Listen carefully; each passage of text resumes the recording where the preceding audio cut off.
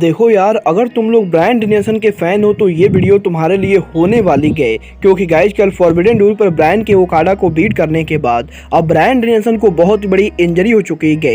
AEW और NJPW के forbidden door के बैक स्टेज के ऊपर एलीट और सीएम पंक के अपीयर होने के बाद इन दोनों को लेकर क्या हुआ, इसको लेकर बड़ी अपडेट आ चुकी है।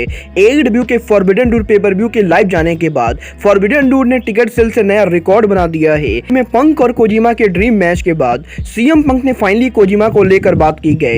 एईडब्ल्यू के अगले पेपर व्यू ऑल आउट को लेकर एईडब्ल्यू की तरफ से बड़ी अनाउंसमेंट हो चुकी है। तो गाइज वहीं क्रिस हीरो के बैक स्टेज पर अपीयर होने को लेकर एईडब्ल्यू की तरफ से काफी बड़ी अपडेट आ रही है। तो गाइज चलिए बिना किसी देरी के शुरू करते हैं इस वीडियो को। और गाइज सबसे पहले बात फॉरबिडन डोर के टिकट सेल की। वेल गाइज ये बात तो मैंने आप लोग को ऑलरेडी बताया है कि एईडब्ल्यू और एनजेपीडब्ल्यू के फॉरबिडन डोर के लिए एईडब्ल्यू कंपनी ने करीबन 13,600 टिकट सोल्ड आउट किए थे। और गाइज यहीं स्कॉट बैंक अरीना में इतने टिकट के सोल्ड आउट होने के बाद अब एईडब्ल्यू के इस साल के फॉरबिडन डोर पेपर व्यू ने टिकट सेल के जरिए एक नया रिकॉर्ड बना दिया है। क्योंकि गाइज इस साल एईडब्ल्यू और एनजेपीडब्ल्यू के फॉरबिडन डोर के जरिए एईडब्ल्यू कंपनी ने टिकट सेल के जरिए करीबन $1.2 मिलियन का रेवेन्यू किया है, जो कि एईडब्ल्यू के पिछले किसी भी पेपर व्यू या इवेंट के मुकाबले अब तक की हाईएस्ट रेवेन्यू गए। और गाइज कल यहां पर एईडब्ल्यू और एनजेपीडब्ल्यू का forbidden door pay per view ticket sale revenue के मामले में एईडब्ल्यू का अब तक का सबसे बड़ा शो बन चुका है। बट गाइज इसके साथ साथ इस पेपर व्यू ने कनाडा के अंदर एक नया रिकॉर्ड बनाया है,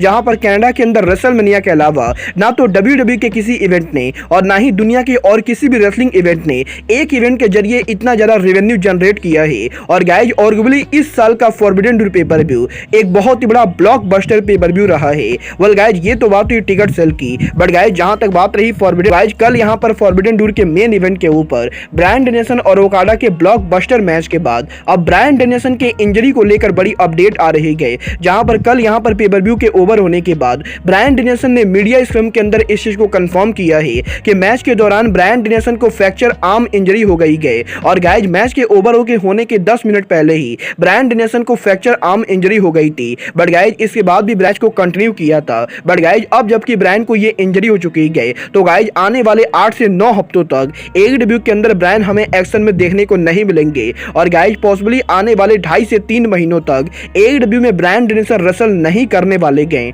वेल गाइज देखना बहुत ही दिलचस्प होगा कि ब्रायन डेनियल्सन के इतने सीरियस इंजरी के बाद ऑल इन के पहले ब्रायन डेनियल्सन रिंग में रिटर्न होते हैं या नहीं। चलिए फिलहाल आगे बढ़ते हैं और बात करते हैं क्रिस हीरो के बैक स्टेज अपीयरेंस की।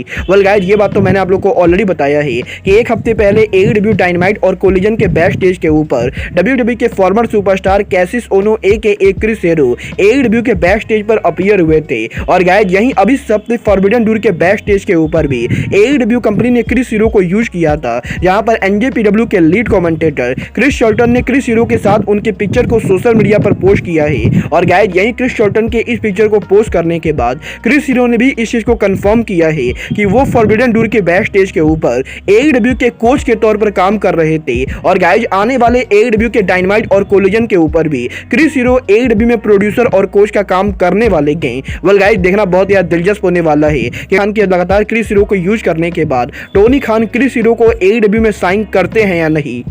जहां तक बात रही एईडब्ल्यू की, तो गाइज कल यहां पर एईडब्ल्यू के फॉरबिडन डोर के ऊपर सीएम पंक और सातोशी कोजिमा के ड्रीम मैच के बाद अब फाइनली सीएम पंक ने कोजिमा को लेकर उनका रिएक्शन दिया है। जहां पर सीएम पंक ने सोशल मीडिया के ऊपर सातोशी कोजिमा को लेकर आईजी स्टोरी डाली गई। और गाइज सीएम पंक ने सिंपली इस स्टोरी के अंदर आई लव कोजिमा लिखा है। और गाइज यहां पर सीएम पंक के इस आईजी पोस्ट के अंदर सीएम पंक डेफिनेटली उनके मेंटोर कोजिमा को अप्रिशिएट कर रहे गए। और गाइज सीएम पंक की क्लियर कर रहे गए कि वो कोजिमा को काफी ज्यादा पसंद करते गए। वेल गाइज ये तो बात हुई सीएम पंक और सातोशी कोजिमा की। बट गाइज चलिए फिलहाल आगे बढ़ते हैं और बात करते हैं एईडब्ल्यू के इस साल के ऑल आउट पेपर व्यू की।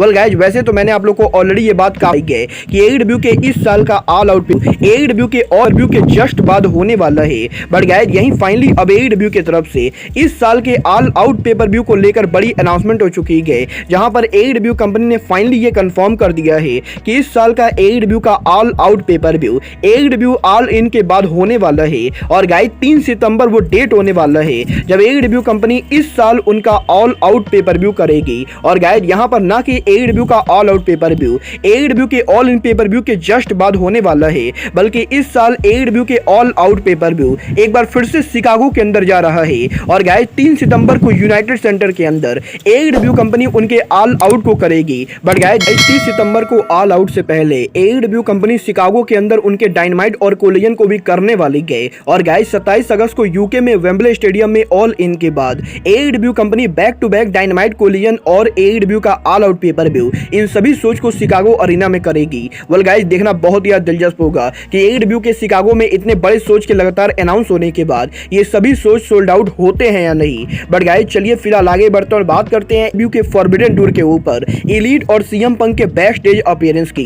वेल गाइस ये बात तो हम सभी लोगों को मालूम है कि कल यहाँ पर फॉरबिडन टूर के ऊपर एलीट और CM पंक पहली बार AEW के अंदर ऑल आउट के ब्रॉल के बाद एक साथ किसी इवेंट पर काम कर रहे थे। और गाइस कल यहाँ पर ये पहली बार हुआ जब CM पंक और एलीट दोनों लॉकर रूम के अंदर मौजूद थे। और गाइस काफी सारे लोगों के मन में यह सवाल था कि क्या कल फॉरबिडन टूर के बैक स्टेज के ऊपर एलीट और CM पंक ने एक दूसरे से बात की होगी। वेल गाइस अब मैं आपको बता दूं कल फॉरबिडन टूर के बैक स्टेज के ऊपर एलीट और CM पंक के बीच में किसी भी तरीके का कोई भी इंटरेक्शन नहीं हुआ है, क्योंकि गाइस यहाँ पर फाइटफुल सेलेक्ट ने इस चीज को कंफर्म किया है कि भले ही CM पंक और एलीट बैक स्टेज एरिया पर मौजूद थे, बट गाइस इन दोनों को टोनी खान ने दोनों ही अलग अलग साइड के ऊपर रखा था। और गाइस यहाँ पर बैक ऊपर जहाँ CM पंक को बिल्कुल ही अलग साइड के ऊपर रखा गया था, वहीं एलीट को बिल्कुल ही दूसरे साइड के ऊपर रखा गया था। और गाइस CM पंक और कोजिमा के मैच के ओवर होने के बाद CM पंक को तुरंत अरीना के अंदर से निकाल दिया गया था, जिसके बाद कि AEW के ऊपर एलीट और केनी ओमेगा का मैच हुआ। और गाइस यहाँ पर किसी भी तरह के ड्रामे को इग्नोर करने के लिए